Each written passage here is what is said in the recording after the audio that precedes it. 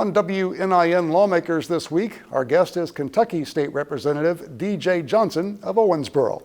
We'll also get an update from the Indiana General Assembly, as well as an Indiana COVID vaccine update. That's all coming up next on WNIN Lawmakers.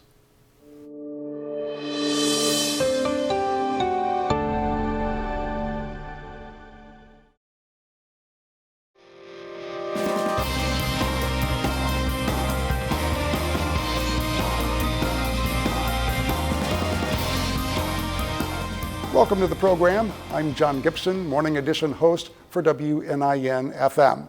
A few Indiana updates before we speak with Kentucky Representative Johnson. First, Indiana Public Broadcasting's Brandon Smith reports on the week in Indianapolis. A small business recovery grant program authored by House Republicans builds on relief created last year by the Indiana Economic Development Corporation. The grants, capped at $50,000, are focused on the hospitality industry. Eligible businesses must have fewer than 100 employees and must have earned less than $10 million in gross revenue prior to the pandemic. Some, however, worry those caps are too limited and will shut out businesses that need help. The program is likely to undergo further changes as it now reaches the full Senate. State law says schools don't receive full funding for students who only learn virtually, but during the pandemic, that was just about every student in the state at one time or another, and schools were worried they'd lose out on critical dollars. Legislation to temporarily change the law and guarantee schools their full funding is nearing passage in the House. And a bill to allow a highway work zone speed camera pilot program is all but dead this session. The measure faces privacy concerns and fears about corruption that occurred in other states. For Indiana Public Broadcasting, I'm Brandon Smith at the State House. Indiana's vaccination efforts are moving full steam ahead. Here with an update on the Indiana vaccine implementation is WNIN's Nolan Barnett. After opening up vaccine eligibility to Indiana residents 55 and older on Tuesday of this week, Governor Eric Holcomb announced the next day that number would be lowered to 50. It's live on the website that we're opening it up to 50, age 50 and above. That's a big cohort when you think about 858,000 being 50 to 59, 858,000 Hoosiers who would be eligible. Indiana's Commissioner of the Department of Health also noted the expansion of vaccines to Hoosiers dealing with health problems. People undergoing dialysis, individuals with Down syndrome, people diagnosed with sickle cell disease, individuals who have received a solid organ transplant, and people who are undergoing cancer treatment or have had cancer treatment within the past 3 months. That news follows the approval of the Johnson & Johnson vaccine, making it easier for mass vaccination across the Hoosier state. And unlike Pfizer and Moderna vaccines, the Johnson & Johnson will only require one shot. The Johnson & Johnson vaccine, which you might also hear referred to as the Janssen vaccine, is a safe, highly effective vaccine that requires just one dose to provide protection from COVID-19. It works by using a harmless virus to prompt your body to create antibodies to COVID-19. Governor Holcomb also marked the significance of this coming Saturday for Indiana. Coming up on Saturday, which is March 6th, which is a year to date of our first reported case. And so, yes, we have been through a lot together, and we're going to get out of this together, and we're pointed in that direction. Hoosiers still looking to sign up for the vaccine can visit ourshot.in.gov or by calling 211. For WNIN, I'm Nolan Barnett. My guest today is State Representative D.J. Johnson of Owensboro. Representative Johnson, thank you so much for joining us. Thank you. Appreciate the invitation. Sure. And of course, you're coming to us via Skype from the Kentucky Capitol. Well, let's talk a little bit about the overreaching issue for the past almost a year now, and that would be the COVID-19 pandemic. What do you think of Kentucky's response to the pandemic? How have things been going in your view? I would have to categorize it as ups and downs, and that's kind of understandable. When you're in an emergency situation, things don't go smoothly. Mm-hmm. We're getting there as fast as we can. I will say that. I'm looking forward to more of the vaccines getting out. I'm looking forward to more of our pharmacists and medical providers being able to get access to the vaccine so that we have multiple locations instead of just a few. And I think that's the next step, but we're getting there. I believe the governor announced this past week about 560 some new vaccination sites have opened. I'm guessing that's an encouraging sign. It is. All right. Well, also, of course, a big issue going with the pandemic is its impact on the economy and jobs as well as people's health. Let's talk about House Bill number 1. It deals with a number of issues for reopening Kentucky's economy. Can you give a few examples of what some of those are, some of the ones that you support? Well, I would start with schools, of course. I think we are looking very seriously at what we can do about that, and we're making progress on that. I think the majority of the schools across the state now are actually in the process of reopening with full attendance, and we need to get there. That's very important. Our restaurants and those small restaurants have taken a huge hit, and all the businesses that support those restaurants have taken a huge hit. So when we can get back to the point where restaurants can operate in something close to a normal fashion, we're definitely going to be ahead of the game. And again, I would mention churches.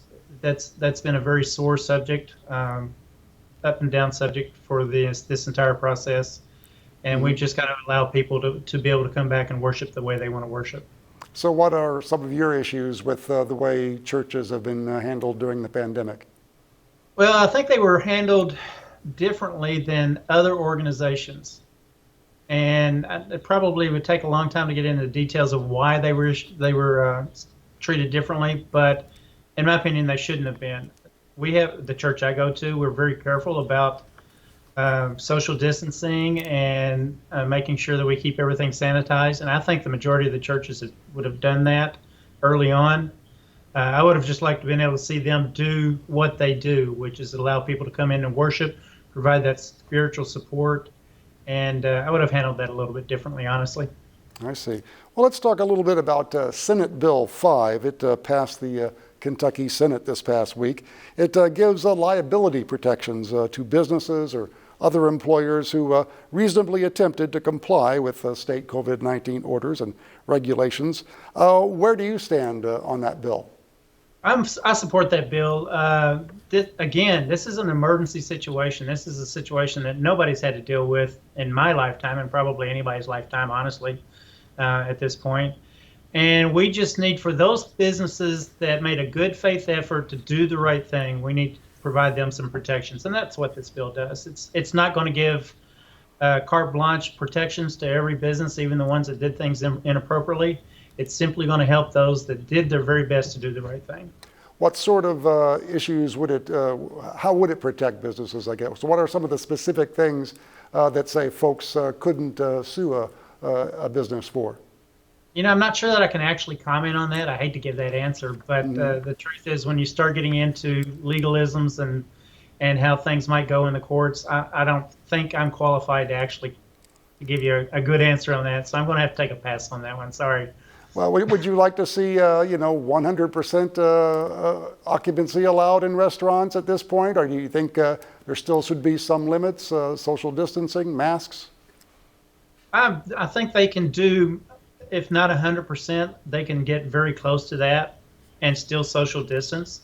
They're being very careful. The restaurants I go to, there's places you can sit, there's places you can't. I would rather allow them some leeway and let the businesses do what they feel they should do. Their customers are going to let them know if they're not doing it right. I don't know necessarily that we need at the state level to dictate to a business when their own clientele is going to tell them what's right and what's wrong. Yeah. All right, well, let's move on to Kentucky House Bill 4. It would allow legislatures to essentially call themselves back to Frankfort after the end of the regular session of the General Assembly for up to 12 additional days if needed. I understand that's heading back to the House before Kentucky voters would get a say in the 2022 election. What are your thoughts on this bill? What is it intended to do? Yeah, actually what this bill does is it changes how we mandate the end of the session to begin with. Right now, we have to, depending on what year it is, either end the session on March 31st or April 30th. That's by Constitution. And what that does is it limits our ability, like we've got this emergency situation, we would have had to have a special session to deal with this situation. And what House Bill 4 does is it allows us to extend the end date of the session, not necessarily add additional days, But it changes it so that we can save a couple of days during the regular session time. And then if there's some reason we need to come back for an emergency situation, we'll be able to do that without calling a special session. And then to your point about the additional days, it does allow us to extend a few additional days. I think it's up to 10, maybe 12, I'm not sure. Yeah. But an important point of that is those are unpaid days. So we're not looking to give ourselves a pay raise by saying, oh, we got to come back. What we're doing is allowing ourselves some flexibility. And if we have to come back, we'll come back on our own time. So you support that measure? I do, yes. Yeah. All right, well, let's move on back to the pandemic, at least in some ways. Its impact, of course, on schools has been huge across the country, changing the way many students are learning. Senate Bill 128 would give K through 12 students in Kentucky essentially a do-over year, as I understand it, allowing them to stay in school an extra year, redoing classes they've taken, and also participating in athletics. If passed, it would be up to local school boards to grant a student the do-over. Is this something that you think could benefit Kentucky students? Yeah, I think so. And there are some students that have been affected by this much more than other students. And I kind of like the flexibility aspect of this, of giving the local school boards the opportunity to consider students one by one or case by case. So I think I'm going to support this bill. It hasn't come out to the floor, and I kind of reserve judgment until I see the final exact language. Right. But in concept, I like the concept. So essentially, a lot of folks argue that students who have been learning from home have missed a lot of things. I mean, there's something about, in-person instruction that they've been missing. So how many students do you feel would perhaps need or want a do-over? I don't know if I can estimate that. I would just say I don't think it'd be a massive amount, but that's that's an opinion. But I do, again, I like the idea of at least giving them an option, because there are a lot of students that missed out. Seniors, I mean, look at seniors. Seniors missed out on their senior year. And there may be some that are ready to drive on and get into the workforce or the economy or college or whatever's next for them.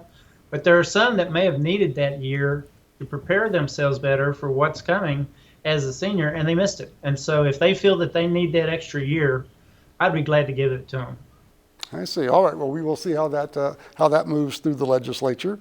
Another part of the COVID and student learning, of course, depended a lot on broadband and the internet. I understand you've supported House Bill 320, which would help better bring broadband to underserved areas, and I know there are a lot of those. What would that mean for Kentuckians, and why do you support the measure? Well, I think it's huge.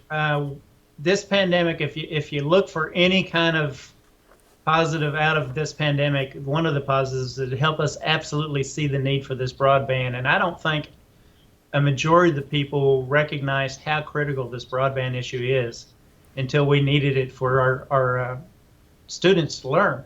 And they just couldn't. I mean, we were putting mobile trucks out in the middle of nowhere to try to give a hotspot so that they could get some broadband so they could do their lessons. And that's just unacceptable. So what we found is with House Bill 320, we have made a major commitment, not just to the concept of broadband, but to the concept of broadband to the totally unserviced areas or underserviced areas. And we put a $250 million commitment to that.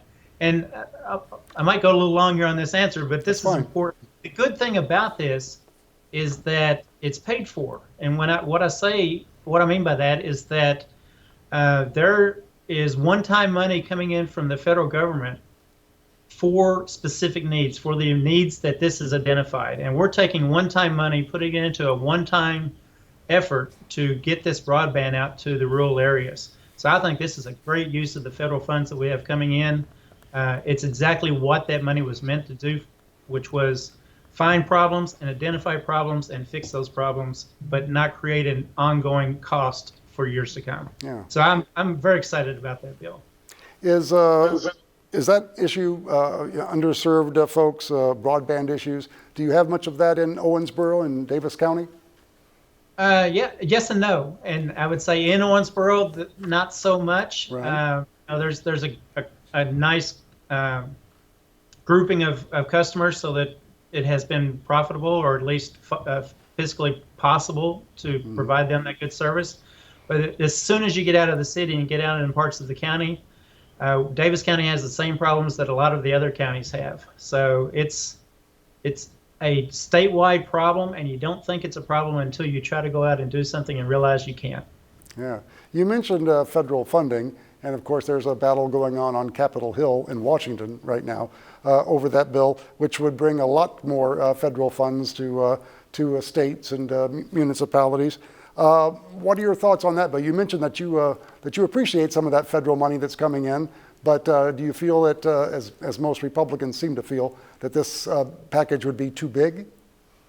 Yeah, I think honestly, big picture, it's too big. And the reason it's too big is because it's the nature of the political world that when a bill comes along and there's money involved, you want to get as much of it for your issues as you can. I'm all for absolutely targeting some additional funds to the individuals that need it, to the states that need it. But when you start looking at some of the projects that they're putting money towards, that's a problem for me. As a conservative, I say we have an issue at hand. It's helping with the COVID crisis. Let's put money to the COVID crisis, but let's not use this as a Christmas tree and put a bunch of other projects on. All right. Well, let's move on to another issue that I think we've seen also in Indiana, maybe some other states. House Bill 468 would allow Kentucky to waive debts owed by residents who unknowingly received overpayment of unemployment. Do you think that's a good idea? Is that fair as you see it? Yeah, and we've got to be very careful about that. We don't want to be waiving debts of people who fraudulently got money. But there are people who in good faith followed the process. We've got a system that's antiquated and it didn't serve the needs the way it should have. And so we've got people who received money that they shouldn't.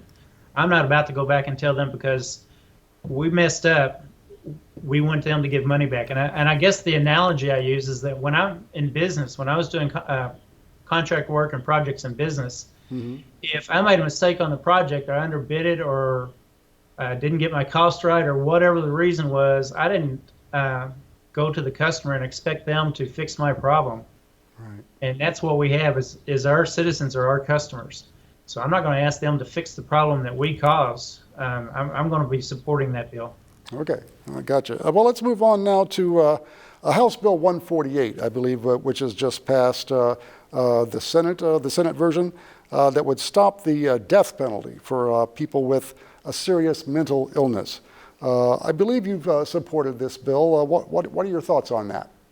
Yeah, the death penalty is just a very touchy issue, and it's very touchy to me personally. I've honestly had conflicting opinions about whether or not we should have the death penalty or not. It's just a tough issue. But when it comes down to someone who is mentally challenged to the point that they probably don't even know what they were doing or if it was right or wrong, we've got to err on the side of a little bit of grace there. And so I've supported that bill. I'm going to say if there's proof that there's a mentally challenged person who did something horrible, but they may have not even known what they're doing, I think we've just got to err on the side of giving them the grace. So I'm supporter of that bill.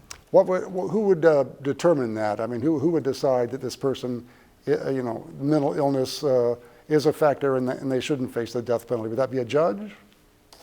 It'll be a judge, but it's going to be a judge that has taken into account testimony from medical experts who will be involved with the case. So it's not just a judge who arbitrarily is deciding yes or no on that. It's going to be someone who's got some information, and that's what a judge's job is to make the final determination in those situations. But they'll do it with knowledge of what's going on. Yeah. All right, well, let's move on to Senate Bill 228. It's one might call it a political bill. It would change how Kentucky fills an empty seat in the U.S. Senate. The political party of the senator leaving would nominate 3 candidates, and Kentucky's governor would have 21 days to appoint one of those nominees. Most Republicans voted in favor of the bill. 7 Democrats voted no. Are you in favor of that new process for replacing a U.S. senator in Kentucky?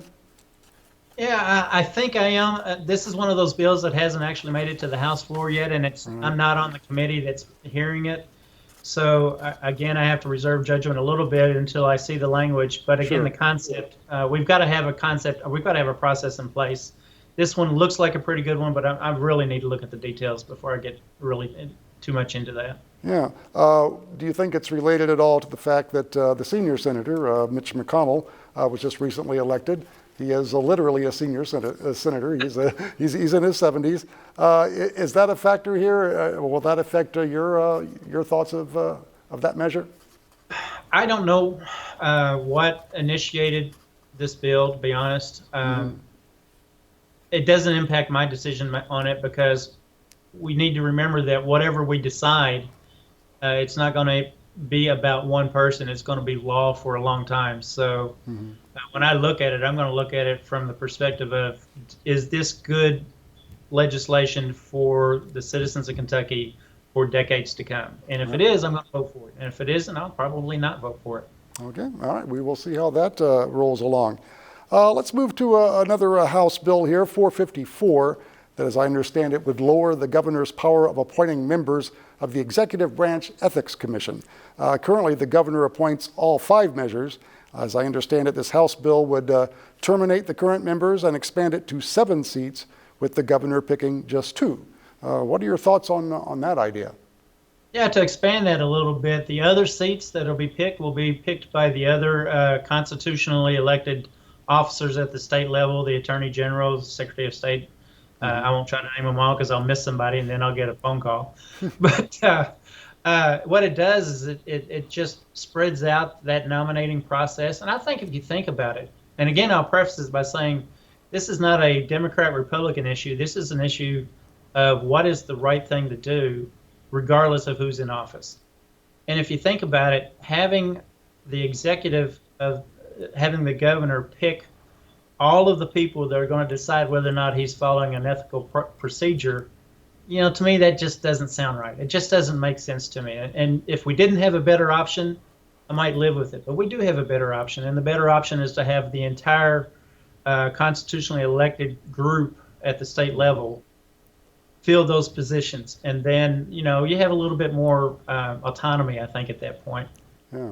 All right, we have still a few minutes left here. Are there any other issues that you'd like to bring up? Maybe some legislation that you're authoring or strongly supporting?